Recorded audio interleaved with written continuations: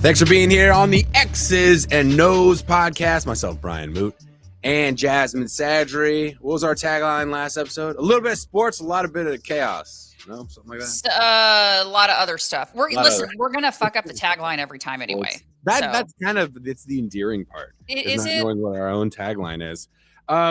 Ideally, we will talk to my dad here towards the end of the episode about prison life. And about this story that's wild about a woman who had like 75 prison boyfriends that she was extorting. We need to get into that. Well, I mentioned it to him yesterday, and he's like, I could see how that would be a thing. But yeah, I want to hear about that. He's like, oh, I have stories for days. By the way, this is a pro tip. If your parents are boring in their 50s, send them to prison for 7 years. Because boy, oh boy, their stories are way better than yours. Well, I would imagine stories during the holiday the supper table are probably pretty lit. All right. He's texting back. I said, we're calling him in 20 minutes. So hey, Dad. You better answer. We've got plenty to talk about. I got a rant real quick.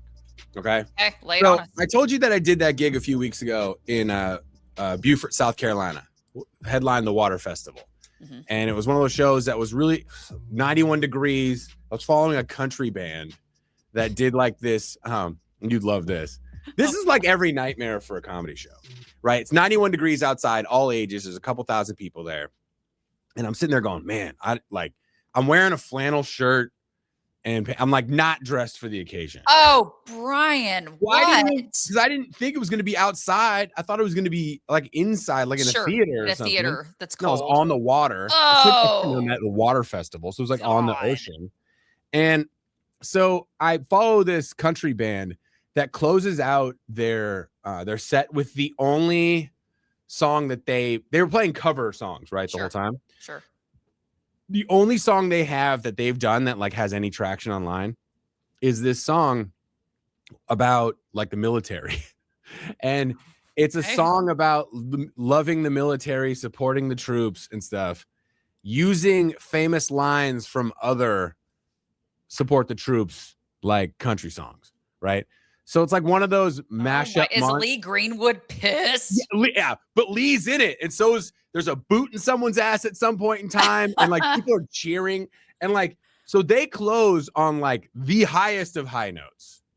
It was like when I was touring and I had this guy, I was on this run through like the Midwest.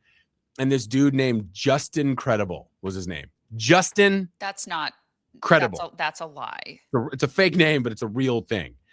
This dude would close by doing the splits on chairs like Van Damme in Bloodsport. He had a joke that was super terrible, way hacky. The only thing about the joke was that he could do the splits on chairs, which is super impressive, but also what are we doing? He was selling merch. He brought the house down. Like this dude, I gotta look this guy up. I was so annoyed by the end of this thing. I was like, why is this guy doing this just to sell merch? So I go out on stage and clearly like they get a standing ovation and everyone's like, yeah, support the troops. We're clapping for America. He has 225,000 followers. Justin Credible? Yes. Probably. Yeah, he does the splits on a chair, or he used to. This was like 15 years ago. And also, there might be more than one Justin Credibles, by the way, because I also worked with a guy called Justin Time. I can't, y'all. Stop. That's real, Justin Time. Who, and by the way, Justin Time, he opened for me in Montana, and during my set, he was talking to some cowboy's girlfriend. We were outside of Billings, Montana, Miles City, Montana, a bunch of oil rig guys, right? I mean, this is like straight out of Landman, but Montana stuff, right? And he's talking to some guy's girl. I had just eaten a couple like edibles. Oh no. So everything was moving really slow for me. But of course I was killing, but I was like, my reaction time was really slow. Plus the crowd knew that I'd eaten an edible because I told them. Oh, and Brian. I saw it in slow motion, just in time, get punched off a stool. And that was the end of the show. So I only had to do like 15 minutes and I got paid for headlining. It was great. I got like $200. And then I had to drive this dude's car from Billings to Spokane, Washington, where I just got out and got on an airplane back to LA laughing at this dude who had like a giant shiner because a cowboy punched him off a stool for talking to his girl. I was like, man, am I in Yellowstone right now? It sounds like it. I'm serious. Like that was Montana. Well, this was just insane. So yes, just insane. I guarantee you there is a just insane. In fact, everybody right now listening, go Justin and add whatever word you want. I promise you there's a bad comedian who has that Twitter handle already or Instagram handle. So how about just intelligent? Let's just use. Yes, I promise you there's a just intelligent. Stop it. I promise you, and he probably does a bunch just about incarcerated. I mean, we can play this all day. That's my dad's stage name. So funny you should bring that up. So the show goes okay. I'm sweating my ass off, being heckled by everybody. Oh, and your flannel. And they gave me a paper check for my agent who booked it. And I'm like, all right. It's made out to them too. It's made out to them. No. So now I gotta mail a check to Los Angeles if to it's then real. have them pay me. Right. I mean, they liked me. They were like, hey, that was a tough show, but you did great. Yeah. The way to follow they love people that give hot checks too. Yeah. Way to follow Toby Keith's, the ghost of Toby Keith up there kicking ass. And so for the last 10 days, I have been trying to find an envelope and a stamp. Do you know how hard it is to find an envelope and a stamp in 2026? Just one envelope. We have a whole drawer full of these, Brian. Just let me know. Why? How do you still have those? Because they've been like left over. Those stamps probably aren't even. Those envelopes in 1989.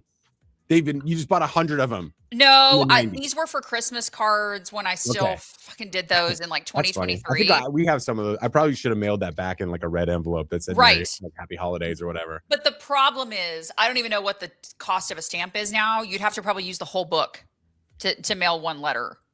Yeah. So I finally got an envelope today. I got it right here. I got an envelope right here. I found one at the radio station. Oh my God. And does it have the station's like logo and stuff? No, it's just plain. I wish it did. Like an old station that's no longer existing. Yeah. Like the rhythm of Atlanta. Oh my God. I have so much of that shit laying around. Just the number of business cards I have for failed radio stations is just hysterical. Yeah, here we go. Here's one right here that I've got. That one. You got a nice ESPN one right there. Yeah, there we go. That's funny. Every radio person's home office is just a montage to failed media. Oh, of shit. Oh, if you saw what was on either side of me, it's just shit. It's just old radio shit.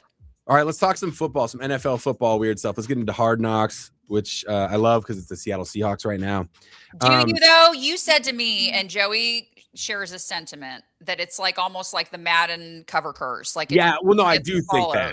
I do think that. I also think that we're coming off pretty Brady Bunch-ish right now. Like, I don't think we're going to be the best season. Like, I think Joey's like, we're going to go back to back. And I was like, come on, knock on my door. Come on, knock on my door. They just seem too corny right now. And like, that's why I think you got to do teams that aren't good. Because the Seahawks are clearly good. Okay, but how about can we all collectively cringe when Sam Darnold dropped his fucking ring when it came out of the box? That was the most Sam Darnold thing ever because he still is Sam Darnold. Like you still have to have the punchlines on Sam Darnold because he was a Darnold. His name is Darnold. Darnold, I know. For God's sake. Like I know. And I like him because he is just kind of like a dude. Like he doesn't look like he has any hot takes on politics. No. He drops his ring. He's like, yeah, I throw a hell of a spiral. Apparently his spiral rotations are the best ever. Was the whole, like, people were shit talking, like, this is why their Seahawks are just super not who gives a shit because we're spending all this time about his spiral completion. It's why it's not interesting. Like, on the surface, you're like, oh my God, this will be interesting. Like, let's watch the Seahawks get ready to try to go back to back. And then you're like, wait a minute, all these guys are like happy because it's preseason football. Right. So the defending champs are like in a great mood. They all got their rings that are incredible. They're like, we're seeing all these like fancy cars. Those are monsters. Those weren't even rings. They were like, I mean, these big guys with these giant hands and it still looked huge. They look cartoonish. They like look ring, they look cartoonish. like ring pops on my 3-year-old. Right. When he's Like walking around with this absurd thing. definitely something like a display piece in your house. But like, one of my big takeaways was I was like, I even told Joey this. We were watching, and I was like, "Shit, Mike McDonald's jacked." Yeah, dude, that guy's got a bench. Well, and it's funny because like, and you guys, okay, so it's just like us girls. Whenever like a guy makes a comment on, oh, well, she's got really long hair, we're quick to go, bitch, that's extent. Like that's not her real hair. It's extension. That's not even real. That's not even real, right?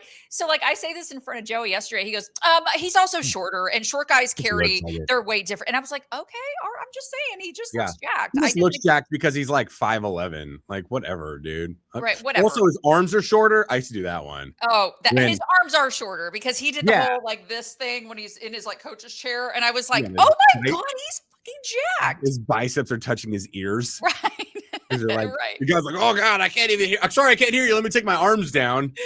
I'm doing earmuffs with my jacked guns right now. I know. I used to do that in college all the time because my bench press was terrible in college, and like the coaches were always like, "This is so weird, Brian. Like you're the least weight room strong guy we have, but you're like man strong, like basketball court strong." And I'm like, yeah, because I grew up in the country and I never lifted weights. I just played basketball. So yeah. And threw bales of hay. I was corn fed. Exactly. Digging holes and stuff, like working outside.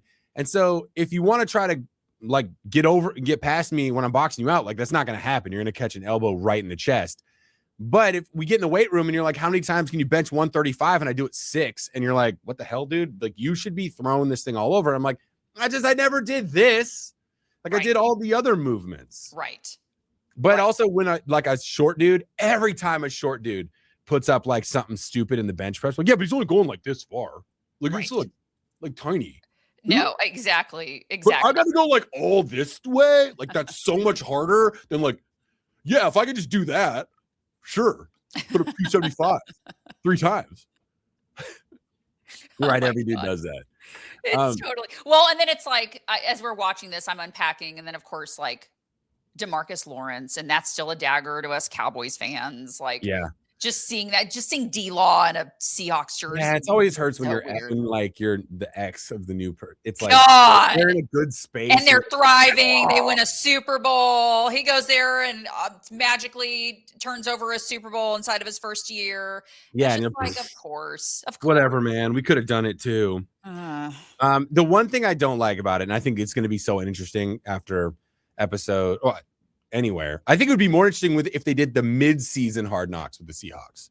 And the reason would be because if they're not, like if we're struggling, like if we are 2nd or 3rd in the NFC West, and now we're like, yo, we're better than this. Like you want to see people fighting and like getting aggressive. Like the only fight so far in 2 episodes has been Derek Hall not getting too close to Sam Darnold on pass rush drills, and then Mike McDonald freaking out. And it's like, guys, like we're not like you guys are like goofing around doing shadow boxing games, and like no one cares. I think you're too happy. Where's the struggle?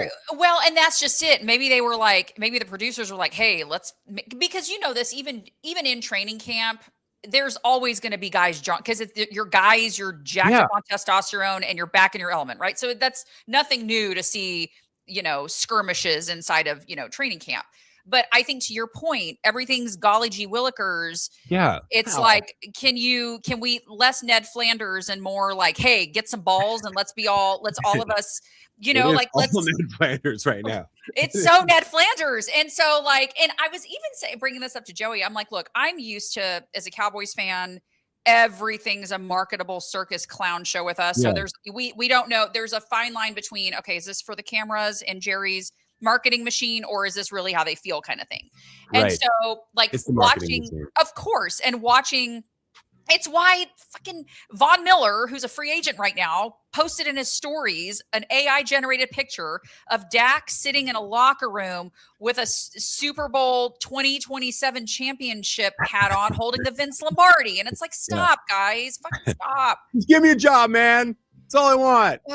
Stop it. Well, also the Seahawks have new ownership too, so everyone's just trying to. That's the other thing. So, like, what's this season going to look like? I can already tell you right now. You guys go ahead and just put a W check mark on the Monday Night Football game against the Cowboys. It's just going to happen. I mean, the way Sam Darnold's throwing those spirals, man, they got me sold on it. I mean, fact, I don't. Yeah, we'll see. I want to see sports science. I wish that show still existed on why Matt Hasselbeck throws such a terrible ball that Jerry Rice had the most drops in his entire career. It's Jerry Rice. Like, how do you do that? Jerry Rice can't even catch your balls, Matt. That's okay. Wild. Sam Darnold. Wild. Apparently, Sam Darnold's football is the greatest football ever thrown in the history of rotations. I mean, I don't know. Dak Prescott and his greatest offense there is for 2026, 2027 has entered the chat. Kill me. So what's going on with the Cardinals? We're about to get my dude on here.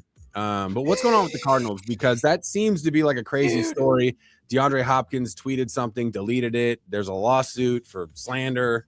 And there's dead bodies. Okay, so check this out. Okay, so former Cardinals GM Steve Keim. So he is under all kinds of scrutiny right now because there's the DeAndre Hopkins layer, which basically DeAndre Hopkins openly tweeted accusing him of manipulating a drug test from back in 2022 that basically he's saying that, you know, you set me up for this failed drug test, which cost him a 6-game suspension. So that's one layer to it. The second layer to this is that evidently there is this e-commerce investment project that was run by this guy, Mohammed Koulibaly, that Steve Keim had ties to. And this guy was recently found dead in a swimming pool. Huh. Yeah. See, that usually means foul play. Yeah. You don't accidentally. So there's like so much sort of swirling around him. And so it's been like Twitter is giving. So there's all kinds of stuff that like this guy's tied to. So the DeAndre Hopkins layer alone, and you and I talked about this on the phone, there's no way a guy like DeAndre Hopkins is going to jeopardize his entire career and credibility to accuse, because this is pretty huge and inflammatory to accuse somebody of. He's got receipts. It sounds like he's got receipts and he's going after him. I mean, from a business standpoint, you can't go at billionaires unless like with that kind of accusation, unless there's enough there where in a defamation suit or something, a jury would be like, well, I mean, we kind of see his point. Now we can't prove his either. So I guess we're just going to wash our hands of this and say, everyone just go take your balls and go home. Get out of here. Like, literally. Yes. But yeah, it seems like the Cardinals need any more. That franchise has been such a dumpster fire since Kurt Warner left. Oh my gosh, tell me about it. And it's going to be so weird to see Kyler Murray in a Vikings uniform. Well, apparently he's the starter. He beat out McCarthy already. So I know. And I'm sure you've seen all the memes of like, here's the announcement, and like there's the podium, and then like he's below it because he's so. I mean, it's just so. It's. Kyler Murray's another guy too who just like so much potential, so much talent, and not been able to figure it out. And I blame Arizona. Like I do not. Oh yeah, Arizona ruined his monster in Minnesota, like Sam Darnold is in Seattle. Because I got to be honest, when he was a Jet and a Panther, I was like, this dude sucks. Oh my God. There are some teams that just stink. Like they're terrible. They're gonna ruin people. Well, and it's the classic case of take one player out of a bad system, stick him in the perfect one, and suddenly you've got, someone putting up generational numbers. Yeah. Uh-oh. What are we dialing dad? Is this, are we calling collect? What are we doing? This feels like we're calling collect. No, I need to take it out. Well, okay, let's just do it. I'm trying to call him, but it's always a little bit difficult on live streams. Here we go. All right. Also, old radio phones are the worst because you got to look down and then they will cut you off from dialing. You remember doing those things? Like, oh, yes, I do. All right, here we go. Yeah, you know what else? You know who flipped me on this entire philosophy? And that is Geno Smith. Because Geno Smith was terrible in New York too. Please leave your message for 65728. Whoa, we gotta take that. Hey, buddy. All right. Let's see. I'm trying to call him here. Well, let's see. You call me. I'll just have him call me. Okay. All right. Well, let's keep going. Keep talking Kyler Murray here. Okay. So Kyler Murray, what are others? Should I don't know. Fun facts it. Let's see. Let's pull up fun facts on Kyler Murray.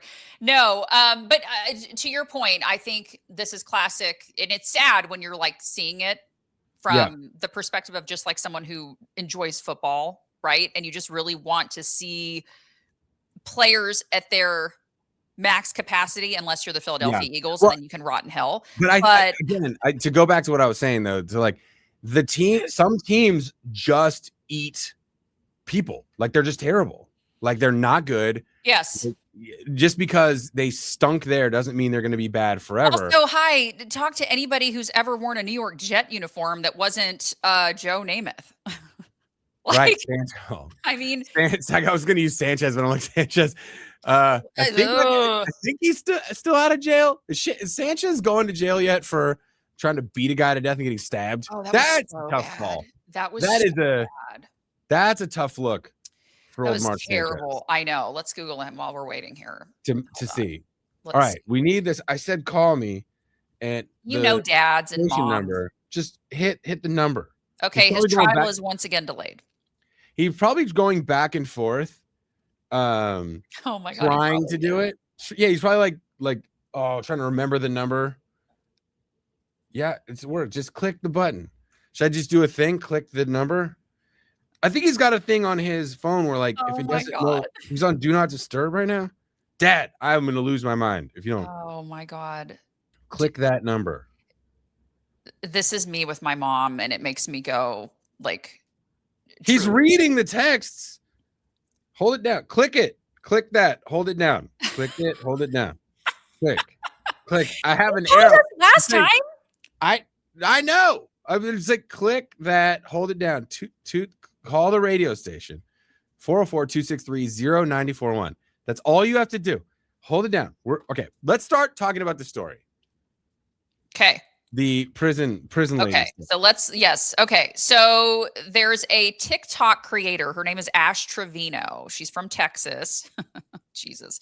So she avoided prison time after pleading guilty to welfare fraud and document execution. And court files revealed she was romantically linked to 75 inmates in the state's prison system. That's wild. 75. And these guys were serving time for murder and aggravated robbery. So they can't get out of there. So I understand the grift now. But listen, and I know women were multitaskers, but 75. How do we I have so many questions. Was this inside like consistently, everybody's at the same time, or were these relationships like one after the other? I mean, she's only 37. So when would you have even started doing this? I have so many questions. That's when I've got him. All right. I'm putting you on hold. Okay. Hold on. Jeez, man. Dad, I think you just got old as someone with technology. What did I do now? Hi, Dad. I was trying to call you 100 times. It kept going to voicemail and then texting you. Okay, Dad, Jasmine, tee up the story real quick. Okay. I told you about the story, kinda. It's a woman who was scamming inmates, and because you know the environment that these guys were in, we need to know, what kind of boredom you deal with when people are in prison. Where'd he go? I don't know. Are you there? No, he just hung up on me. What is he doing? Oh my goodness. Maybe she got after him too. Huh? Ash Trevino, you leave Dad alone. What is happening? Dad, this is why are you being an old person right now? I cleared it. This is so great.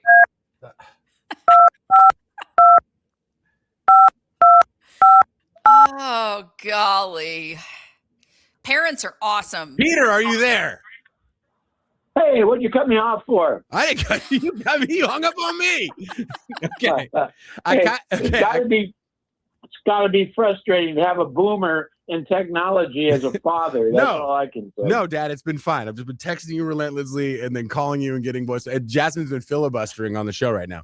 All right, so Jasmine, quickly tee up the story. We wanted your input on this, Dad, because you are someone who's been on the inside, and you know just how bored people can be there and how this could even be possible. Okay, so I'm just going to read the headline because it says it I all. looked at your article. I actually looked at the whole thing. So oh, you did? Okay. Okay. Yeah.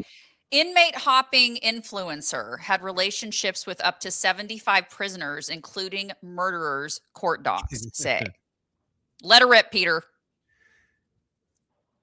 Like, how is that even possible that she was extorting people from the inside and 75 inmates she was like dating? How did they not find out? She have different names for everybody?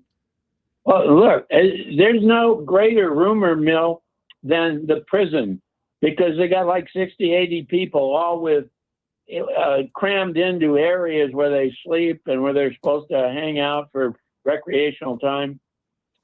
One person does that, and man, it spreads like wildfire.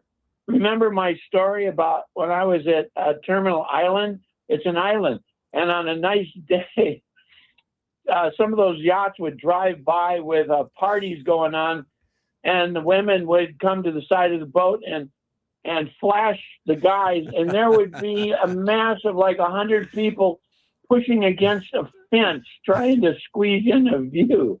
Oh so my funny. God. To give you an idea, if that happens once, man, she's got herself, she can set up something whenever she wants.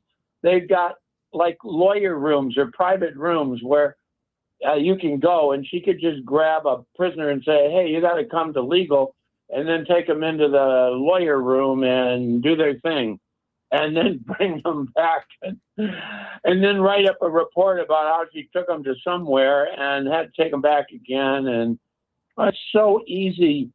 Really? Okay, so this way, because I always wondered how people had conjugal visits. They're in the lawyer rooms? Well, yeah, there's a private lawyer room, and then there's private conjugal visits. You could take them there because those rooms are hardly ever used. Oh, but if you're a guard and you got the keys, all you got to do is just walk them down to a certain area, open the door up or buzzer, and say, "Hey, it's guard Peter, and I need to come in there to take an inmate to a room to meet with privately." And then, of course, you can always say, which happened to me a lot, not doing that. Oh, wait a minute. I didn't mean to say that. I mean, it happened to me that they take me somewhere because I'm supposed to have a meeting with somebody, and then it never happened. They take me back to the cell. So all she'd have to do is take this guy, put him in the room, except stay with him, and then take him back and say the visit never happened. It's so easy. It's just beyond belief. That's wild. I do remember that, like, when we do visits with you, you got to like strip down, get naked, like squat and cough, which has. Oh, because people put stuff in their butt. They do. They smuggle in drugs in their butt. No, she's right. Some people, I've seen people call for a wastebasket because they're not feeling well, and they throw up about 2 baggies of heroin. And then and the guards are all like, oh, my God, she's got the flu. Let's get her out of here. Meanwhile, the heroin's sitting in the bottom of the trash can because she just made herself vomit. Oh, my. It's like a whole other world in there.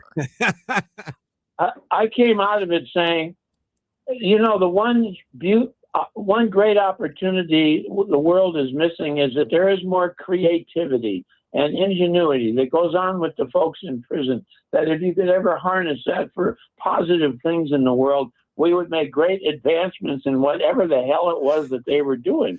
Because I can't tell you the number of things that went on that were like, who the hell figured out how to do that? Okay, so that's exactly what I said about this chick. Who the hell figured out how to navigate 75 different inmates at the same time? Like, Dad, that's a lot. Like, does she have a spreadsheet? Like, how do we keep up with everything? Believe me, I mean, all she'd have to do is say, everybody get lined up. You're going to go in and sign some release papers for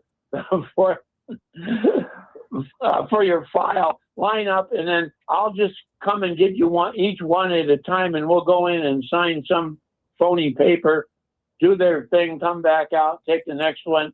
I mean, that takes a lot of energy on her part. No but, kidding. That's what you were saying. the has that kind of multitasking energy? alone. I mean, women also, are multitaskers, but come on.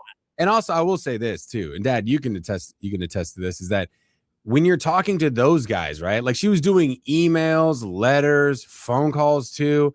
Like those dudes are incredibly bored. Like there is a lot of time that they want to just correspond because you got nothing else to do. You're just like, okay, I'm going to send 900 emails over the next 4 days. That is so much corresponding. And then you get 7 or 8 creative inmates together talking about one thing or another. And it's almost like, it must be my vision of the greatest job in the world is sitting down and like being on a team to write Seinfeld skits.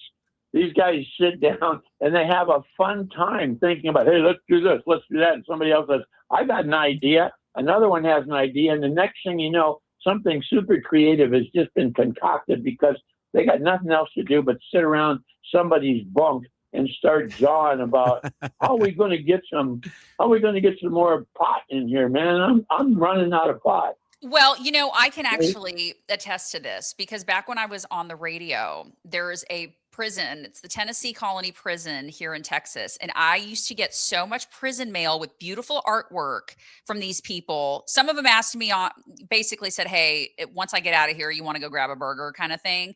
But there were some who would just write me letters because they had us on in the prison. And so I thought for the longest time, I'd make a beautiful coffee table book out of all my prison letters. Hey, you know what?